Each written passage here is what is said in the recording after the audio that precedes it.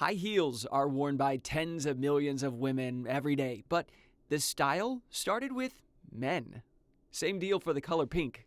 Wigs, silk stockings, fashionable with the founding fathers in the 18th century. Time and again, you find a certain fluidity in fashion. What was once manly might be considered feminine today, and vice versa. High heel, prime example. The origin is function, not fashion. During the 15th century, Persian soldiers wore high heels for support in their stirrups as they shot arrows while galloping on horseback. A century later, the Persian Empire had expanded. High-heeled shoes caught on in Western Europe. Louis XIV in France, maybe the first modern fashion icon, took the throne in 1643, and with long, curly hair and iconic red high heels, Louis was an early influencer.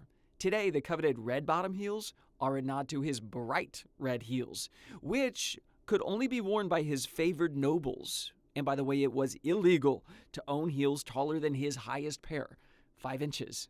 The founding fathers were partial to powdered wigs as well. It was a status symbol. Not only did they make men look older, and they thought thus wiser, but they were expensive. If you had one, you were considered high class. Today, lots of men just shave their thinning hair, but baldness was not exactly culturally acceptable. Louis XIV hired a team of 50 wig makers.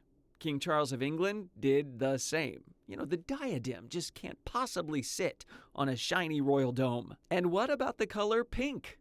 The plastics have some fellas to thank for that signature look. Do you have anything pink? Yes. In 19th century England, pink was seen as a junior red, and it was common for boys to wear.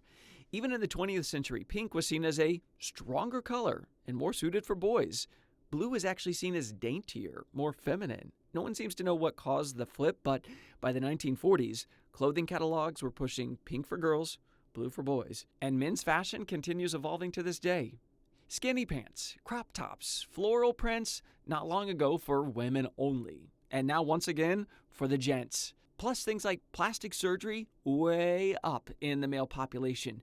Doctors say the men are going for the classics, but also now that insta look with fuller lips, prominent cheekbones. You can see the fashion churn never ends. And when it comes to the sexes, what goes around often comes around.